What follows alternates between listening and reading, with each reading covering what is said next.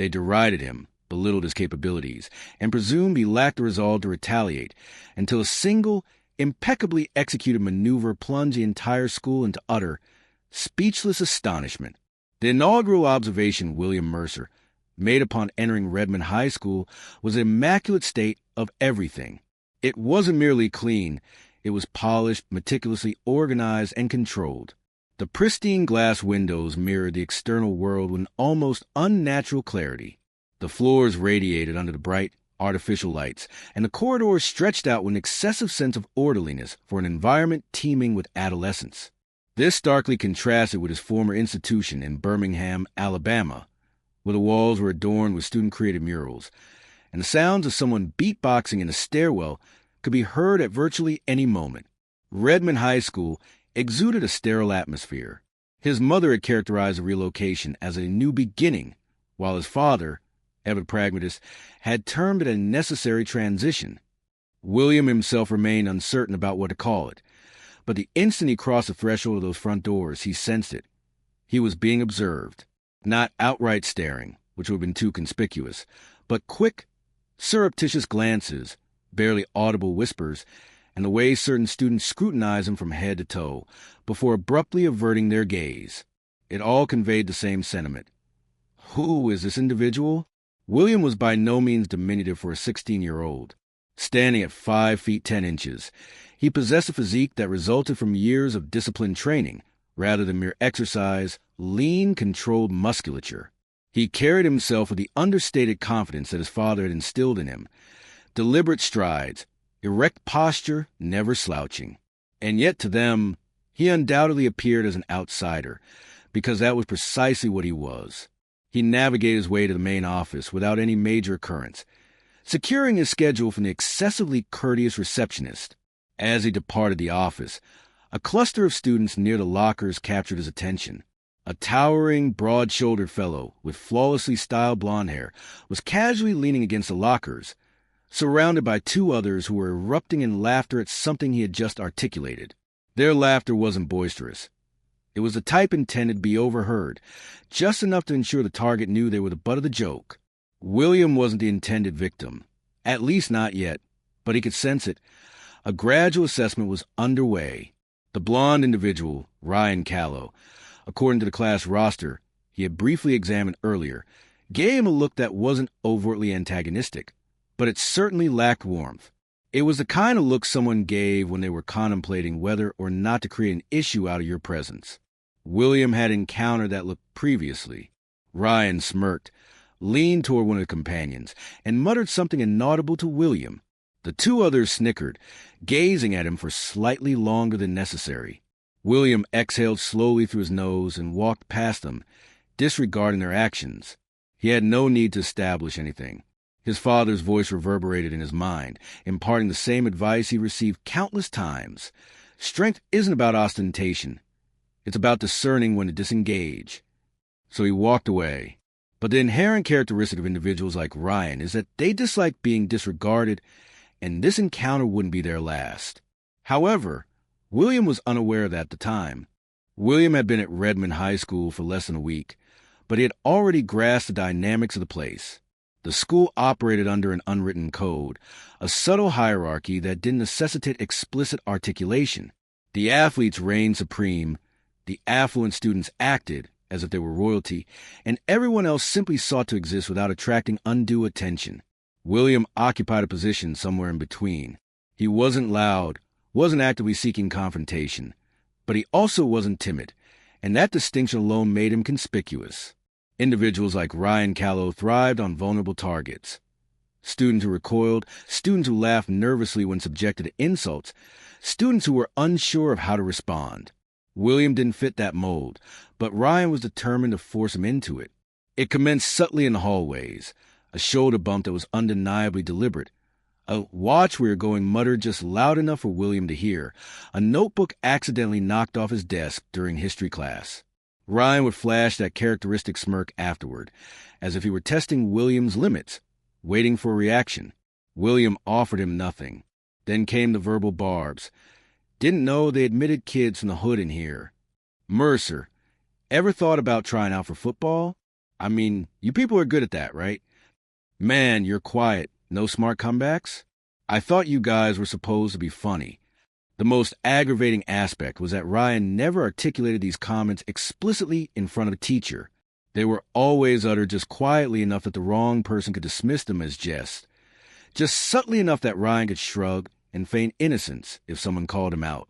And the others, they laughed. Not all of them, but enough to make William's hands clench into fists under his desk. He contemplated informing his father, but he already anticipated the response. Handle it with discipline. Don't stoop to their level. And his mother? She would worry. She would urge him to speak to a teacher, and William knew that avenue would be futile. The school wasn't going to penalize one of its star athletes over something they couldn't definitively prove. So William managed the situation as he always had. He ignored it. At least that was the intention. Until a particular moment irrevocably altered everything. It was lunch period on a Friday. William had just settled down with his tray, minding his own business, when a shadow fell across his table. Ryan, accompanied by Zach and Brandon, his customary entourage, stood behind him.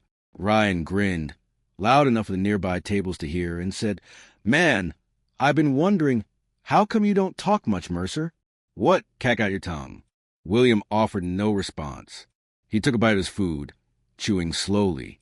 That answer wasn't satisfactory. Ryan snatched the apple from William's tray and hurled it across the cafeteria. It landed with a muted thud near the drink station. Several heads turned, students waiting to see the ensuing events. William deliberately placed his fork down with care. He looked at Ryan, meeting his eyes for the first time all week. Ryan smiled, misinterpreting William's silence as fear, and that was when he committed his gravest error. He forcefully shoved William's shoulder, loud enough for everyone to hear, and said, "Come on, Mercer, do something." William inhaled deeply, his muscles already coiled and controlled, and this time he didn't walk away. The cafeteria descended into silence. Conversation ceased abruptly. The sound of plastic trays scraping against tables ceased. Even the lunch staff behind the counter paused, watching from a distance. Ryan Callow had just shoved William Mercer in front of everyone, and now everyone was eagerly anticipating his reaction. William remained still for a moment, his mind already calculating. His father's words echoed in his mind. "You don't fight with anger, you fight with control." Slowly, he pushed his chair back and rose to his feet, displaying no haste, no panic. His movements were precise, effortless, like a man stretching before a workout. Ryan's smirk widened. "Oh, we got a tough guy," he said, looking at his friends. "You gonna swing, Mercer? You gonna act like a thug now?" William's expression remained unchanged. He simply tilted his head slightly, examining Ryan as if he were an equation that didn't quite compute. That was the moment Ryan realized something was amiss. William wasn't nervous. He wasn't flinching. He wasn't even blinking. The grin on Ryan's face faltered, just a fraction. A hesitation, a subtle shift in his weight, as if some deep, primal instinct was activating, warning him that perhaps, just perhaps, he had made a misjudgment. But it was already too late. Ryan reached out, shoving William once more. This time, William moved with astonishing speed. Before Ryan's hands could fully extend, William's left hand shot out, gripping Ryan's wrist in one fluid motion. His right hand descended next, lightning quick and controlled, clamping onto Ryan's elbow. Then, with no discernible exertion, William pivoted ever so slightly, utilizing Ryan's own momentum against him. Ryan's feet left the ground. His back slammed onto the cafeteria floor before he could even process what had transpired. A sharp, stunned silence pervaded the room. Ryan gasped, genuinely shocked. His body sprawled on the tile. He scrambled to sit up, his eyes wide and bewildered. His friends took a step forward, but William didn't even glance at them. Instead, he crouched down next to Ryan, his voice low and even, and stated, "Don't touch me again." No threats, no insults, just a straightforward declaration. And that's what made it so much more impactful. Ryan wasn't merely defeated. He was dismissed. William stood up, brushed off his hands as if he had simply rearranged a chair instead of a person, and retrieved his tray. He didn't even look back as he walked away. The cafeteria remained deathly silent. Students stared at Ryan, at William, at each other. Then, from somewhere back, a single voice whispered, "Holy SH-," and just like that, the floodgates opened. Whispers transformed into murmurs. Murmurs transformed into animated conversations. Someone had captured the entire incident on their phone. Someone else was already texting about it. And Ryan remained seated on the floor, his jaw clenched, his hands curled into tight, white-knuckled fists, because he knew that by the time the final bell rang, everyone in Redmond High would be discussing events that had just transpired. But this wasn't over. By the time the final bell chimed, the story had already spread across Redmond High, like a raging wildfire. William Mercer had dropped Ryan Callow in the cafeteria, not with a punch, not with some chaotic brawl, but with one clean, effortless maneuver, and that was what made it so impossible to disregard. If William had thrown punches, if there had been a messy altercation, it would have been different. It would have been just another school skirmish. Students would choose sides, rumors would distort the details, and eventually it would fade. But this was something else entirely. William had made Ryan appear weak. He had made him look helpless. And in a place like Redmond High, that wasn't something people readily forgot. William walked out of the school building, ignoring the stares. Some students observed him as if they were seeing him for the first time. Others whispered as soon as his back was turned. A few simply looked outright apprehensive. Ryan wasn't waiting outside. That would have been too predictable. But William wasn't naive. He understood how these situations unfolded. Guys like Ryan didn't take embarrassment lightly. They didn't simply get up, dust themselves off, and move on. They waited. They plotted. They ensured that when they exacted their revenge, it was worthwhile. William had witnessed it before, and he knew this was resolved. At home, he barely made it through dinner before his mother noticed. She had that particular way of looking at him, that way of tilting her head slightly as if she were scanning his face for concealed details. "Everything okay at school?" she asked, setting down her fork. His father, seated across from him, glanced up as well. William shrugged. "Yeah, just a regular day." His mother didn't believe him. His father simply continued eating. That was a fundamental difference between them. His mother posed questions. His father awaited answers. Later that night, William's phone vibrated. A text message from an unknown number. "Unknown, you think you're tough? You got lucky today." "Unknown, watch your back." William stared at the screen, then exhaled, locked his phone, and placed it face down on his desk. This wasn't unexpected. It wasn't even surprising. But now he faced a decision. Would he let this slide, pretend it never happened, or would he ensure that Ryan and everyone else understood precisely who he was? Because whatever transpired, next was inevitable. Monday morning felt markedly different. William could sense it even before he stepped inside. The sideways glances, the hushed conversations that ceased when he walked past. It was all the affirmation he needed. The story had officially gained traction. By the time he reached his locker, 2 freshmen had already darted out of his way. A junior he didn't even recognize gave him an approving nod. And then there were the ones who suddenly professed a desire to befriend him. "Yo, Mercer, you really put Callow on his ass, huh? Dude, I heard you barely even touched him. He just dropped like a sack of bricks. Bro, you got hands like that and you don't even talk? That's cold, man." William ignored majority of it, offering nothing more than a cursory glance or a brief nod, because this wasn't respect. This was entertainment. They weren't perceiving him as a person. They were viewing him as a spectacle, a rumor come to life. And that's when he spotted Ryan, standing by his usual spot near the main entrance. But something had changed. The usual cocky smirk had vanished. The easy confidence was missing. Instead, Ryan stood stiffly, his fists clenched at his sides. He wasn't alone. Zach and Brandon flanked him, just as always, but now they weren't laughing. Ryan met William's gaze for half a second, then looked away. William almost smirked. Almost. But he knew better than presume Ryan had conceded defeat. Guys like him didn't simply accept a loss. They waited for a rematch. Lunch was even more tense. William could sense it before he even sat down. The air was thick with anticipation. People watched him as if they were anticipating something to happen, as if they thought Ryan might storm across the cafeteria for a round two. But Ryan wasn't even present in the room. His usual table was unoccupied. William had just started eating when someone sat across from him, not one of Ryan's associates. A girl, Ava Sinclair. She wasn't someone he had spoken to before, but he knew who she was. Intelligent, confident, never one to conform to the crowd. She placed her drink down and studied him for a second.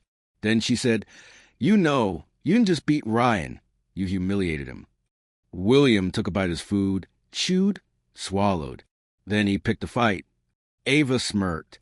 "Yeah, but you ended it. That's worse for him." William didn't respond. She leaned forward slightly. "Look, just be careful. Ryan's dad is on the school board. You think he's going to let this slide?" William met her gaze, steady, unfazed. "Does it look like I care?" Ava exhaled, shaking her head. "You should. Just watch your back." She stood up, picked up her tray, and walked away. And for the first time since Friday, William felt something he hadn't experienced before. Not anger, not annoyance, but curiosity. Because whatever was coming next, it wasn't going to be another cafeteria brawl.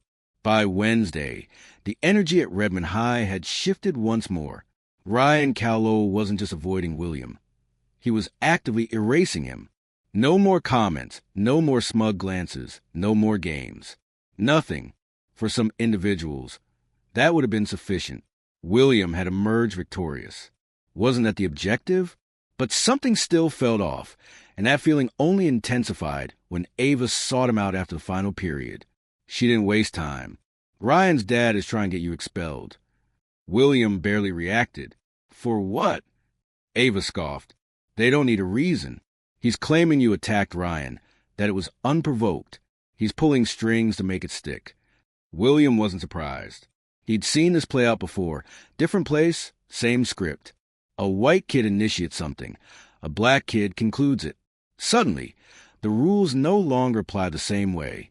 He ran a hand over his face, inhaling slowly. "So, what do I do?" Eva hesitated, then said, "Fight back." Not with fists, with proof. That night, William got to work. By morning, he had everything he needed. Screenshots of text messages, footage of the cafeteria altercation, the full clip, not just a takedown, witnesses who were willing to corroborate his account. When he walked into school, he wasn't alone. Eva was with him, as were two other students.